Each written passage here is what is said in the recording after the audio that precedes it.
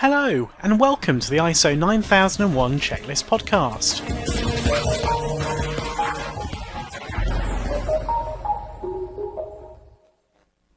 Our aim is to provide the best free ISO 9001 training resources on the web. In this episode, we're going to start at the basics and ask, what is ISO 9001? What ISO 9001 is not, the different sections in ISO 9001, the keys to success, how to gain approval, and important tips when using ISO 9001. So, what is ISO 9001? ISO 9001 contains all the requirements which an organisation must address within their quality management system, if they wish to be certified against the standard. The majority of these requirements would be identified by many as common sense topics, which they'd want to address in order to run their business well, e.g. sales, design, purchasing, training, calibration of test equipment, or control of records. ISO 9001 is written by a committee and is designed for use in any type of organisation. This inevitably means there are compromises in the wording of standard and some interpretation is often needed. There are 8 sections in ISO 9001. 1. Scope. 2. Reference. 3. Terms and definitions. 4. Quality management system. 5. Management responsibility. 6. Resource management. 7. Product realization. 8. Measurement, analysis and improvement. The ISO 9001 keys to success.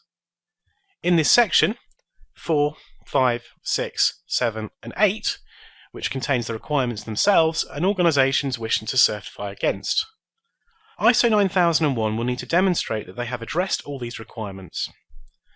There are over 250 individual requirements in ISO 9001 that can be condensed into 5 key statements. The organisation shall 1. Determine the needs and expectations of customers. 2. Establish policies, objectives and a work environment necessary to motivate people to satisfy these needs. 3. Design, resource and manage a system of interrelated processes to implement the policy and attain the objectives. 4.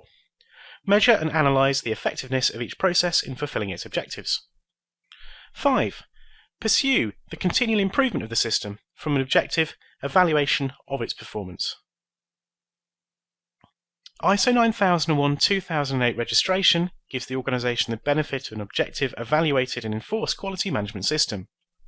It is a tangible expression of the firm's commitment to quality that is internationally understood and accepted. ISO 9001-2008 registration is carried out by certificating bodies, registrars, accredited organisation that review the organisation's quality manual and working practices to ensure they meet the standard. It is important when an organisation is certified to ISO 9001, it is clear which aspects of the organisation are covered by the certificate. This is addressed through the scopes of registration and must clearly identify what's included so as not to mislead. It is a requirement that all elements of ISO 9001 must be addressed by the organisation. However, there are specific circumstances under which certain requirements of the standard can be excluded. Yet compliance with ISO 9001 still can be claimed. Any excluded requirement does not affect the ability of the organisation to meet customer and regulation requirements. Any excluded requirement does not affect the ability of the organisation to provide confirming products or services. Any excluded requirement must only come from Section 7, Product Realization, of ISO 9001. An example may be customer property. Clearly, if a company never deals with such property, then the requirement should not be applicable. The company's quality manual must also clearly identify which specific requirements of ISO 9001 have been excluded and the justification for the exclusion. What ISO 9001 is not. ISO 9001 is not a product standard. It contains no product requirements. It's a series of generic requirements for a quality management system. Approval to ISO 9001 does not guarantee product or service quality. Customer-focused leadership, not standards, provide satisfied customers. Approval to ISO 9001 demonstrates that you meet the requirements of quality management.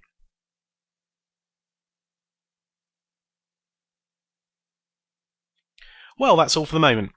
Thank you for listening to the ISO 9001 Checklist podcast. We hoped you found it helpful.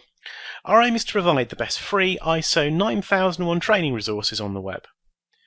Do you have any questions about ISO 9001 you would like us to cover in future episodes? If so, we'd love to help. Please email us at podcast@iso-9001-checklist.co.uk. Or why not tweet us at ISO 9001 Checklist with all your questions. We'd love to hear from you.